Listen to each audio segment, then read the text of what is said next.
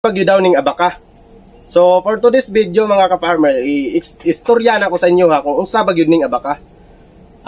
This is a technical term no, for educational purpose sa makatong gusto ma-learn o katong mga estudyante or mga farmer nga gusto gyud makabalo kung unsa gyud ang tamang pamaagi sa abaka farming mga ka-farmer. So istorya sa nako mga term aning mga abaka or term or unsa gyud ning abaka. Ang abaka mga ka-farmer, also known as Manila hemp, na siya scientific name na Musa textilis ni. So Musa mga ka-farmer, kapamilya niya na tanang saging. Saging cardava ana, binangay, latundan ana, kapamilya niya tanan. So kung unsa man tong mga sakit na naa sa saging, possible na makuha pud diya sa abaka. Makuha niya.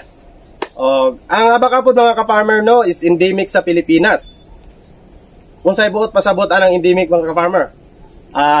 Ang endemic mga ka-farmer kay ang abaka natural nato na makita sa Pilipinas or natural nga motubo sa Pilipinas. Walay laing abaka mga ka-farmer kung dili ang Pilipinas lang. Pero naay lugar nga naay abaka pero kato nga abaka mga ka-farmer kuanto gikan gyapon to Pilipinas. Bali introduce to sa ilaha pero kita gyud ang tagiya sa abaka. Og dugang kasayuran mga ka-farmer, ang nagunit sa world market sa abaka fiber is ang Pilipinas. Muna ay nakanindot sa abaka. Dinha ta malipayon mga ka-farmer. Dapat proud ta nga abaka farming ba. Og disclaimer lang mga ka-farmer no. Dili ko expert pero na ako'y hibalo about abaka farming. Og maulang to, salamat. Ayaw kalimot follow, like and share about abaka farming.